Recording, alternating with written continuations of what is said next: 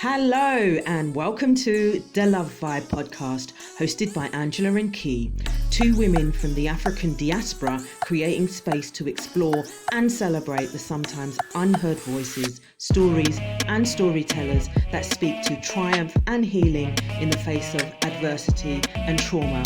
We will look at our connections to ourselves, to others, the environment, ancestry and the stars. Yes, astrology. We acknowledge the traditional owners of the land, the Wurundjeri people of the Kulin Nation, and we pay respects to their elders, past, present, and emerging. We welcome you to join us. Now, let's start the show. Hi, and welcome back to the Love Vibe. We welcome you back today. And in today's episode, we're going to let you get to know us a little bit better. So we've got a few questions, and these are some of the questions that we ask some of our special guests. And I'm going to be interviewing Key today, asking her a few questions. And we're introducing a new segment. And towards the end, we're going to do a quick fire question round where we get to know a little bit more, but it's done really fast paced. Yeah. So come along with us. And if you like this segment, please like, subscribe, share it with your friends and family, because we would really love your support. Brilliant. Thank you. Hi, Key. How are you? Yeah. I'm nervous. I'm in the hot seat tonight. You are in the hot seat. We're used to asking people questions, our special guest questions, and now we get to be in the hot seat. I know. We're like probing people and shit. Like, what do you think? And now it's like, oh God, you're gonna ask me that? Oh no, I don't know what to say. Okay. I'm ready. Okay. All right, ready. Key, I wanted to ask you if you had just 3 words to describe yourself. What would you say? 3 words. 3 words. Yeah. Okay. Let's do this. All right. I think 3 words to describe myself. I'd say I'm very loyal. Ooh. I think that's probably my biggest one is loyalty. Loyal.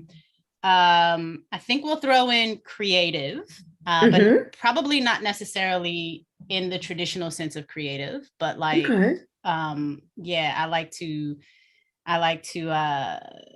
be innovative in my approach to things, I guess is probably, so maybe innovative is probably a more appropriate word for me. So loyalty, innovative. I need one more. Can self-aware be? That be one? Yeah, super self-aware. Super totally self-aware. Valid. Probably too self-aware, but yeah. Self-aware. Yeah. So those are my words. If I was to ask you to break down self-aware, what does it look like? Yeah. For you? It probably looks a little bit OCD at the moment. Okay. But it's just this, and I honestly, I think I've had it since I was a kid, because growing up in the environment that I grew up in, I had to sort of be able to read other people in order to keep, me safe.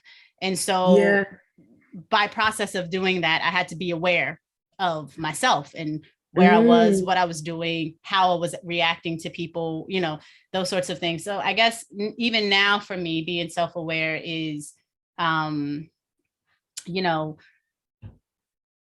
trying to make sure that when I'm interacting with people, especially my kids, I interact from a space of responding and not reacting, right? Like that's a huge shift for me as well. And sort of being aware in that process of like, okay, what's your choice here? What are you choosing? Are you reacting right now, or are you responding right now? And so that's a whole process. And so within that, it's like, the reason why I guess I say it's OCD a little bit is that I'm hyper aware of that in sort of every situation now, to the point where like, I think like the other day I got a phone call from someone and they said their name and I repeated their whole name to them.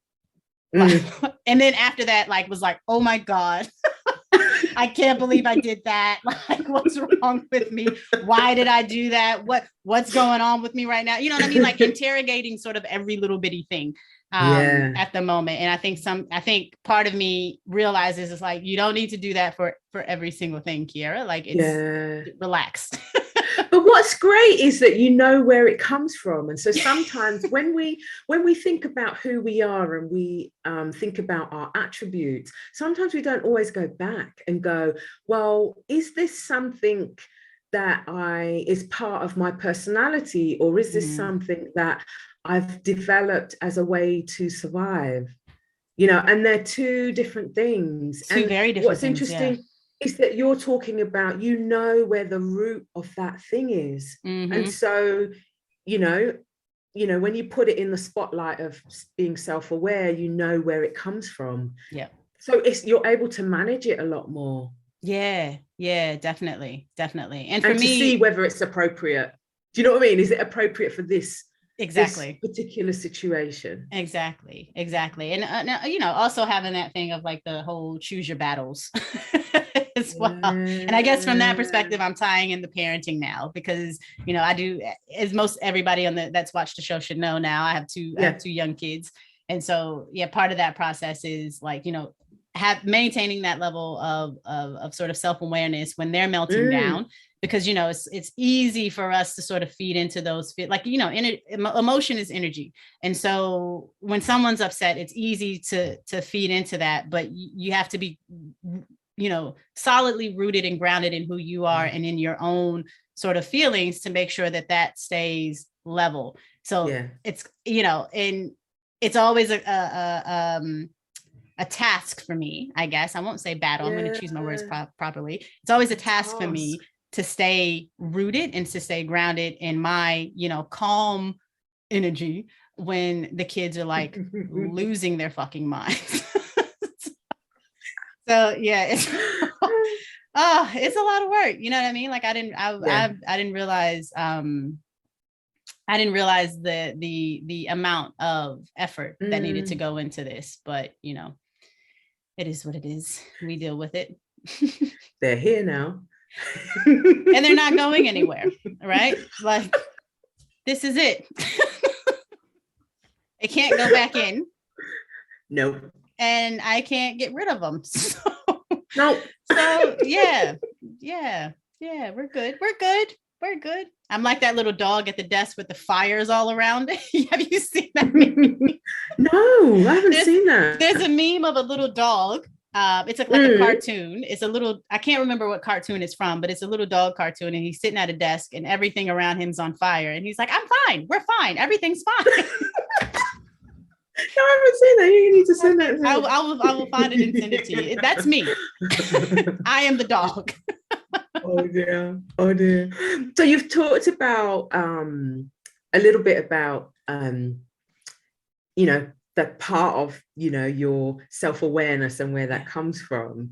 And obviously you've talked about being a parent, and I know you may have touched on this a little bit in some previous episodes, especially the beginning one, the very first podcast that we did. But I wanted to ask you, like, where does your story begin? That's a good question. Because typically I would say, you know, my story began when I was born and where I was born. And that would have been New York in the 80s, in the mid 80s. But the more I think about it,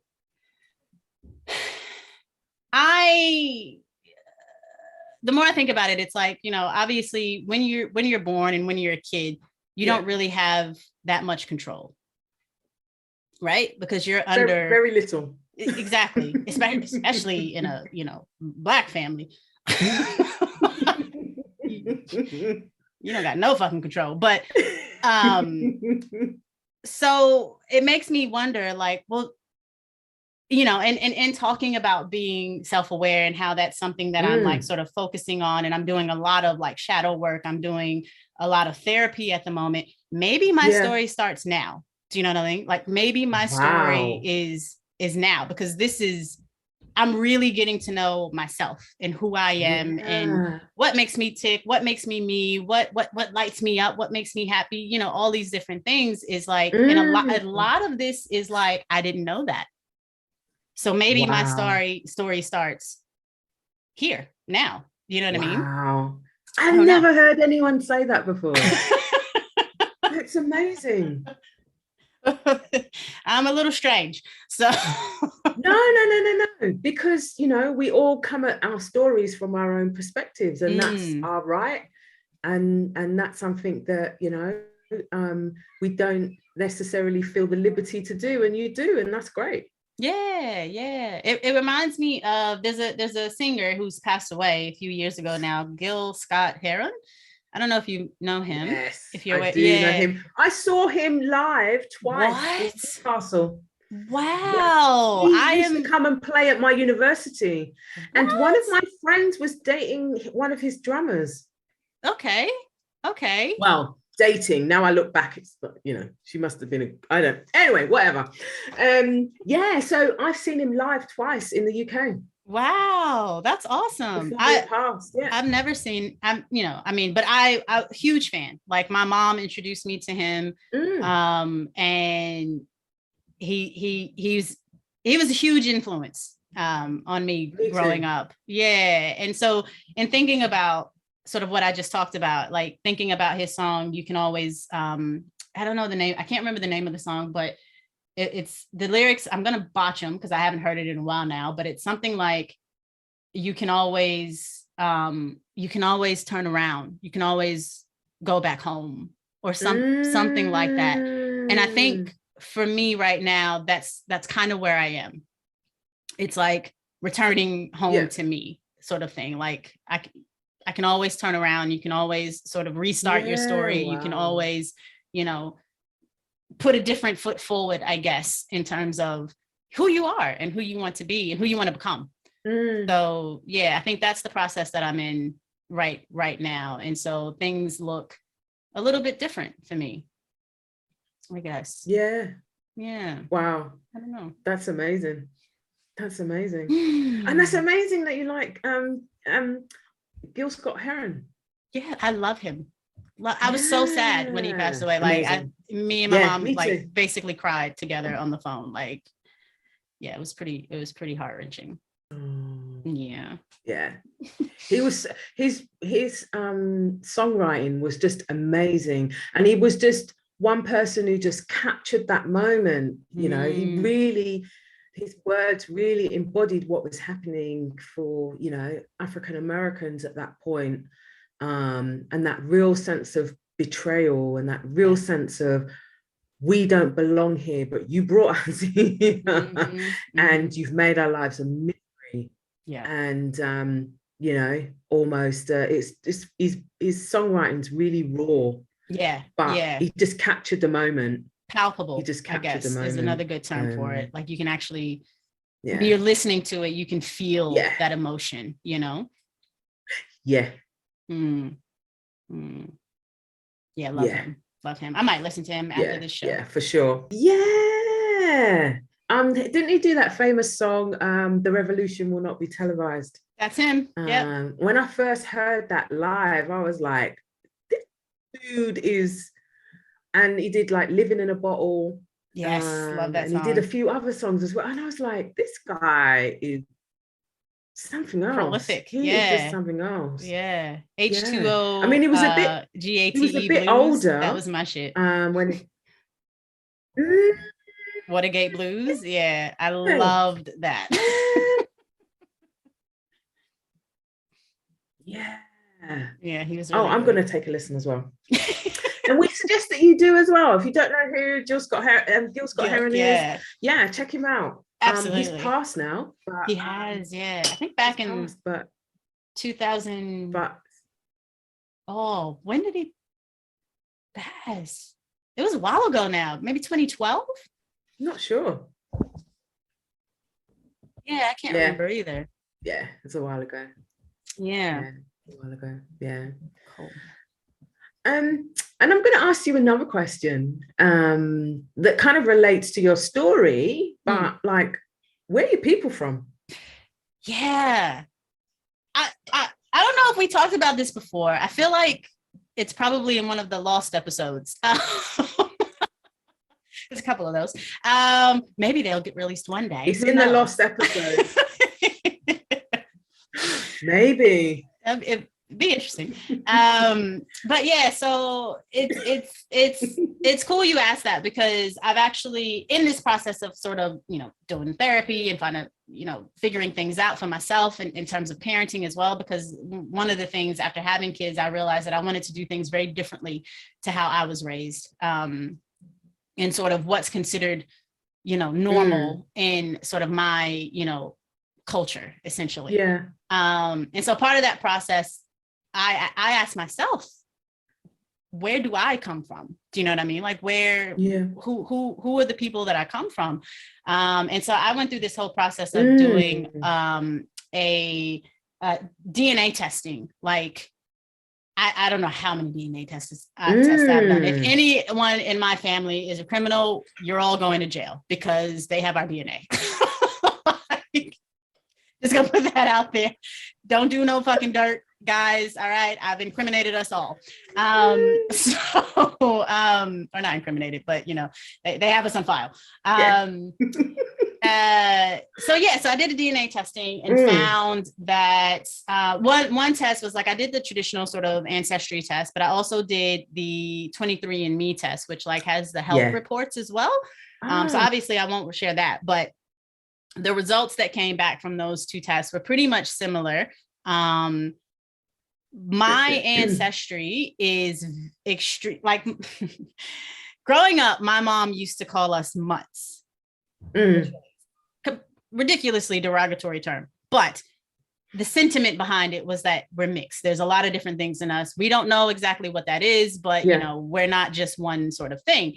And so I went into DNA testing with that knowledge, right? I went into it like, it's going to be a mixed bag. I already know. It'll just be interesting to see what that mixed bag is kind of comprised of. And so even within sort of the African ancestry, it's mixed. There's no, and I think it's just because that particular region, West Africa, there was a lot of movement between the tribes and the people that live there. So there's, I've got probably, broadly speaking, there's a 60-40 split between African ancestry and European ancestry in my DNA makeup broadly. But if you nitty gritty it down, there's a few other spots and places as well. So there's like Nigeria, there's hello, sister. Hello. Hi. Kedu. No, it's okay. And you've lost me. I'm just joking. Go on. What Continue. does Kedu mean? What does that mean? It means hello. Oh, okay. I probably would have guessed that, but I don't know what to say in response. How you doing? What's up? What's good? What's good with you? That's it. Yeah.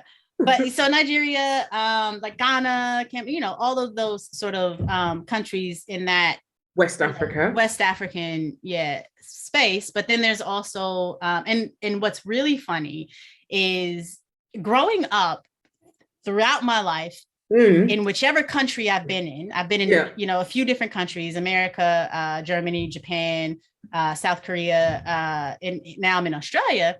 Pretty much every country. If I've run into someone from Eritrea or Ethiopia, 9 times out of 10, they're going to ask me if I'm from Ethiopia or Eritrea. I don't know why. I've never figured it out, but they always say something along the lines of, you look like my people. And I'm like, oh, okay, well, no, and years before I would always be like, no, we're not Ethiopian, we're not Eritrean. I just, I don't know. There's East African in my ancestry. So Ethiopian and Eritrean as well? I don't know. It just has a East Africa, Middle East is a small percentage in my DNA makeup. So I was like, oh, okay, there it is, right? And then there's also Native American, which makes sense because of the whole being brought over to America, and my family, my father, my paternal line is on both sides from North Carolina, from the port in North Carolina. And so that's where that slave ship would have landed. That's where my family is from. On my paternal side. And then there's also sort of broadly, not Polynesian, Melanesian. Yeah, which that shit really threw me, because I was like, I get European, like I get British and French and Spanish and even the East African was like, oh, okay, I see the connection there. That makes sense. But Melanesian, well, I don't even know where the fuck Melanesian. So that was really wild for me. But yeah, my people are from everywhere. My people are from this earth. You know what I mean? Like I can pinpoint to you and say, this is where, my grandparents are from. My paternal side's from North Carolina. My mother's family is from Virginia. My mother's father's family is from, we kind of don't know, Mississippi or New Orleans, one of those two places. And they're very close. So that area, essentially, the I think the Delta, is it called? Delta, so I can tell you that, but beyond that, it gets a bit hazy. But with the DNA, I can see, okay, North America, Africa, Europe, the Pacific Islands, and even Southern India. Sorry, what was it? What continent is that? Oh shit. Do you mean like Sri Lanka? Like India? No, just like broadly. Malaysian, Indonesian? No, what? I can't remember the term. Asia. So South Asia, and I don't know why that took so long for me to get to Asia. So the continent of Asia. So like Northern Asian. So like Chinese something. And what's so funny about that? My paternal grandmother, was very fair skinned, very, very light skinned, and she had very, very slanted eyes. And so she used to always say, like, yeah, we've got Chinese in us. And nobody believed her. Like, well, maybe somebody did, but I didn't. I was just like, no, grandma, you're wrong. Impossible. No, there's fucking Chinese in my DNA as well, which is just like, okay, all right. So yeah, that's kind of what I've taken away from that, is that my people are just from this earth, right? Like we're from everywhere around the globe, essentially. There's sort of not a continent really that my DNA hasn't touched or hasn't come from. And I did another thing where, sorry, I'll just quickly tell you, I did another thing where there's another site called My True Ancestry. I think it's called My True Ancestry. But anyway, what you do is you take your raw DNA file from the other places. I'm telling you guys, if you've done some shit in my family, just don't even think about it anymore. Because everyone has our DNA. Okay. I'm sorry, but I really needed these answers. If you upload your raw file to this site, what they do is they get DNA from like archaeological digs, right? So you can trace your DNA back to, and it's never going to be like a 1,000, complete match, but they can match it up to different archaeological digs so that you can see sort of like further back on your line. So we've got connections to Egypt, which for me, is a thing in the Black community, because everyone's like, oh yeah, Egyptians this and Egyptians that, and we're Egyptians and blah, blah, blah. And it's like, I don't know if all of us are, guys. Like, you know what I mean? Like, it's like, just like the same thing with like African Americans and Native American ancestry. It's like, I don't know if we all have it. Like, I don't know if that's the thing. But when you get your DNA chart and it shows up, okay, I'm not going to run around saying I'm Native American. I'm not. I don't identify with that culture at all. I respect it, but you know what I mean? But it's not one that I grew up with. So it's not something that I can actually claim. But yeah, so through this My True Ancestry site, I found like connection with the Egyptians, connection with I can't remember his name. Oh, I wish I would have prepared for this because I would have had more information. But like, yeah, it's we can just link it in our description. Yeah, it would be dope to do that, I think, because I think people might find it quite fascinating, because I was able to trace back my mother's paternal line to a guy that died like in some mountain somewhere on the Iberian Peninsula. Spain. Yeah. He died. He got an arrow through the shoulder when they found him. So I mean, this is like years of like caveman shit. Like that's how long ago it is. And then I was also linked through this site to the big deaths, the big like pandemic that happened in Philadelphia in the 1800s. I don't think it was the Spanish flu. It was something else where like a lot of people died. Yeah, okay.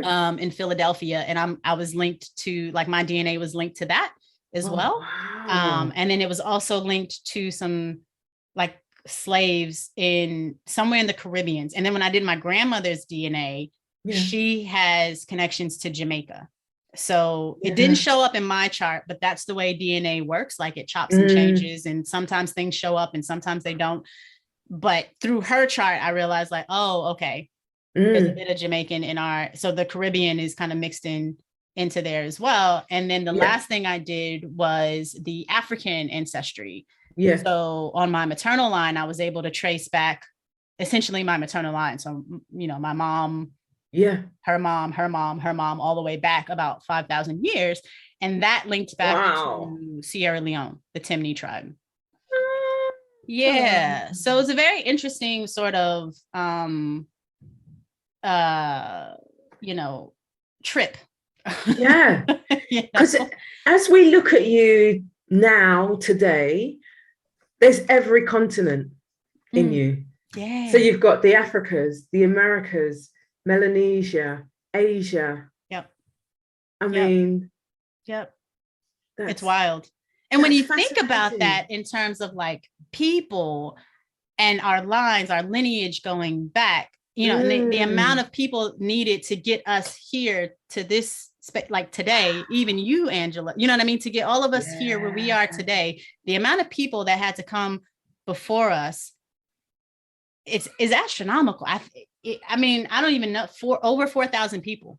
Yeah. You know what I mean? And that's just like direct linkages. Like, that's just, your grandparents, their parents, their parents, their parents, their parents. You know what I mean? Like, it goes back really quickly. And there's a lot of people. So these, and we know humans migrate. Wow. That's what we do. You know what I mean? Like, we move around and we shift around in this world. And so, it makes sense. Every continent is here. Yes. And then on top of that, all of those people, all of those trials, all of those tribulations, all of that pain, all of those successes, all of everything is here. Where is Daddy's phone? In me. I want Daddy's phone. I don't have Daddy's phone, sweetie. Aww. There's Daddy, but I don't have Daddy's phone. Sorry about that little interruption. So that's, and now we can add, I already had sort of the Pacific Asia in me, but now my kids can add Australia to their list of continents. You know what I mean? Like, it's just it's amazing to me. You know what? I think if there is appetite for it, I think we probably need to do a whole podcast around ancestry and ancestors, because I just think it adds a lot of value to our stories, and like you said, it's the generations of triumphs and tribulations and our gifts and all of that type of stuff, but it makes us feel as if we belong in the world, and that the world is in us, in the sense of when you look at what you've just described in terms of your ancestral story. I mean, it's touching every single continent, so that it can help us to be embedded with that sense of belonging, that we belong here, our people belong here. regardless of whatever the political rhetoric is, or the immigration barriers, or we belong here. We belong here. And our people belong here, and so we belong here. And so it probably requires its own podcast. And it would be interesting to hear if anyone thinks that would be of value. Please, in the comments, let us know. Let us know. Yeah, because I can dive into that shit. You're making me want to go and do my DNA, man. Yeah, go incriminate your family too. It's good. Yeah, because it's the historical stuff, the archaeological stuff that is for maybe people who maybe think that their peoples haven't gone that far. The archaeological stuff probably might spell out a different surprise. Absolutely. So, absolutely. Yeah. It's quite fascinating, all of that stuff. Yeah. And so we've talked about the past, we've talked about, your DNA, and we're right to the future, we're right to the present.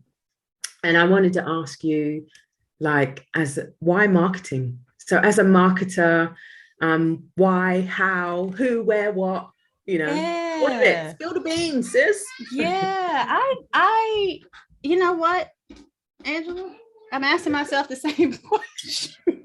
How did it even become a thing? Well, when I actually think back on it, so I went to university for advertising because I wanted to be an advertiser, and I think that came from my mom and what she did for work. So my mom was a photo stylist.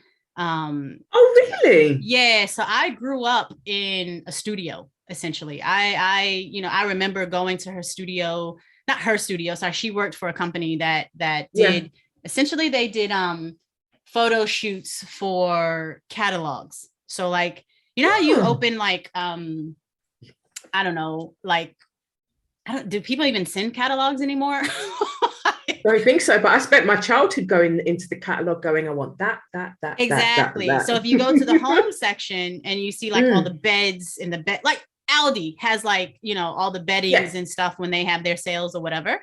My mom styled all of that. So that was her job. So she had to make sets, the sets had to be made and set up, and then she styled the set.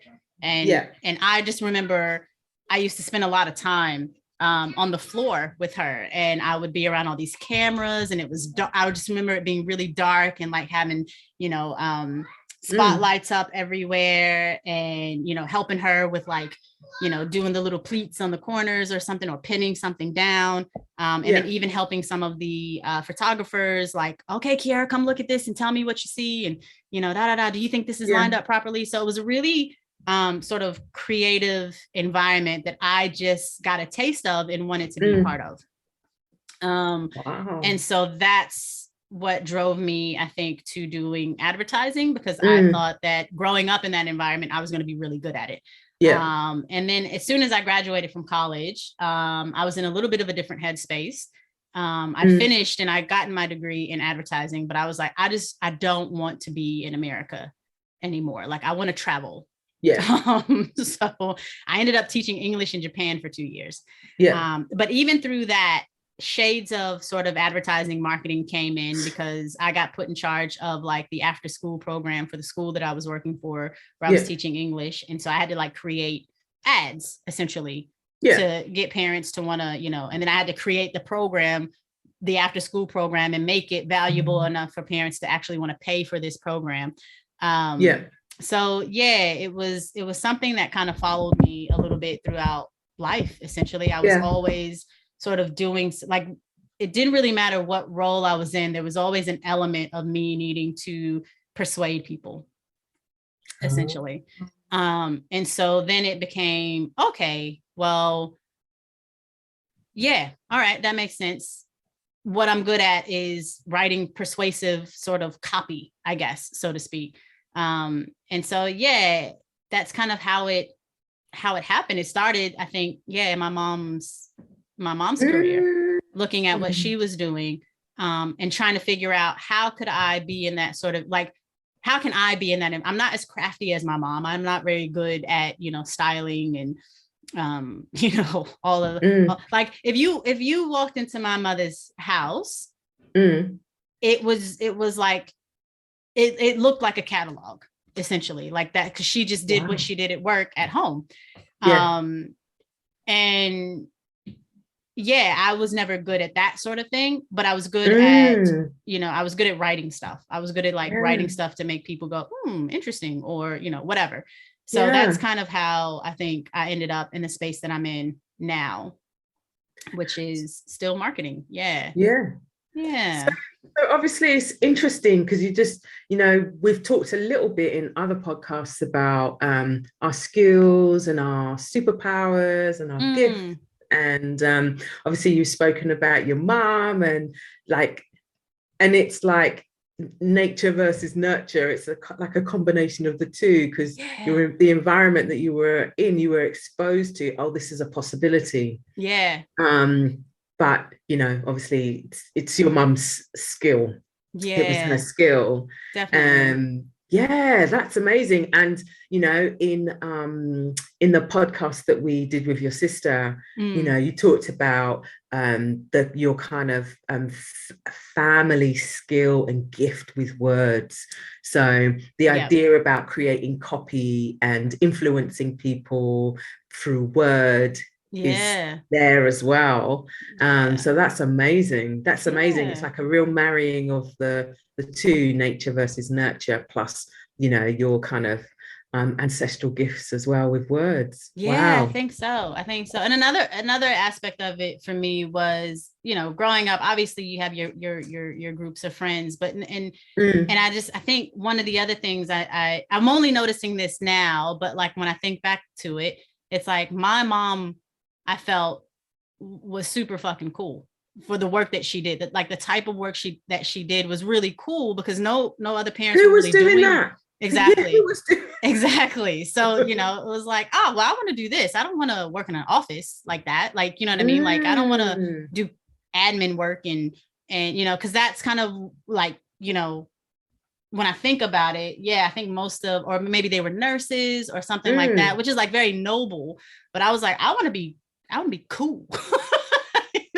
This is cool, sort of thing. So so that was another aspect of it for me as well. But mind you, I'm in an office now.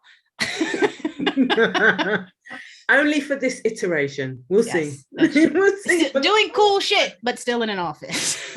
Yeah. Okay, so what does glow, rest, and play look like for you? That's one that's a good question. I think every question's been a good question. It's been interesting for me because I'm a mom now, and so navigating that with, you know, working full time, doing the podcast, being a wife, and being a parent, and being like a family member, and being a friend. Like there's a lot of balls to juggle, right? I'm not good at juggling. Like something's gonna fucking fall. So a few things have fallen, you know what I mean? Like I probably don't keep in touch with people as much as I should do. So that's something that, you know, is on the back of my mind that I need to work on. But I think glow for me is this is where I think I tend to shine. I tend to shine when I'm speaking with people, and it doesn't have to be on a podcast specifically, but just like when I'm talking to friends. And I'm not really one, I can do small talk, not a problem, you know, that's not an issue. Do I like to do it? No, I probably like to really get to know you, to really hone in, and let's talk about what's really happening with you, right? That's just how I navigate. And so I tend to get very deep very quickly. Once I feel comfortable with people, it's like, hey, we can do the small talk and all that shit. But what I really like to do, and what really sort of lights me up, is that deep conversation. And sort of, I think one aspect of my personality, and even in my chart, is there's a lot of Scorpio in me. So there's a lot of like transformative work Like I'm always looking to transform something. Yeah. And sometimes I look to do that outside of myself and transform other people. So, let's talk about why you don't want to wear skirts. You know what I mean? Like that's kind of how I go about navigating those things. And for me, that's energetic for me. Like that fires me up, sort of those sorts of conversations. And then I guess rest, funnily enough, like I don't get a lot of sleep, right? Because I got 2 kids. So sleep isn't necessarily rest for me. But rest for me is being able to, the duality of people, I'm starting to realize is very real for me. Like I love being around people and I love going out, but I also really love my own space and I really love to be by myself. And like I enjoy my own company. I'm not, you know what I mean? Yeah. Like I'm not one of those people that don't like to be alone. Please leave me the fuck alone. When I need it, I will take it. So for me, that's what rest looks like, when I take space, when I put up my boundaries and I take my space for myself and I just, and I know that's not necessarily, sleep is important and I do try to get enough sleep, but for me, that's a little bit more important, I think, like being able to be by myself so that I can process things, without any external sort of distraction or influence or anything like that. Like I have to do it for myself, within myself. And then play for me is, I think I'm in the same boat as you, really trying to figure out what that actually is. I would kind of say that glow and play are probably interchangeable for me at the moment, because I think I find myself, like, I really enjoy doing the podcast. Love it. Yeah. Like it's probably, if I could make this my career, I'd do it in a heartbeat. Like this would be what I would want to do. You know what I mean? Because I really think, part of why I do this is because I really do think it's valuable for people. I really do think that something we say, even if it's just one sentence in each episode, they can walk away and they can put that shit in their toolkit. You know what I mean? Like I truly feel that that's the service that we're providing to people, or that the value that we're providing to people. I'm trying to figure out what play looks like. It's not as easy. Like I go outside and play with the kids, and it's fun, but you know what playing with kids is like. You never win. You know what I mean? Like you never fucking win. The rules change every 5 seconds. I can't keep up. Like I don't find it enjoyable. You know what I mean? It's not fun playing with kids this young anyway. So, but yeah, just still trying to figure out what that looks like for me, I guess. Yeah, that's a tough one. Very interesting. Very interesting. Thank you for your Are you like evaluating me with your 27 years of social experience and mental health? She's like, we're going to get you checked in to a psych ward too. I would never do that.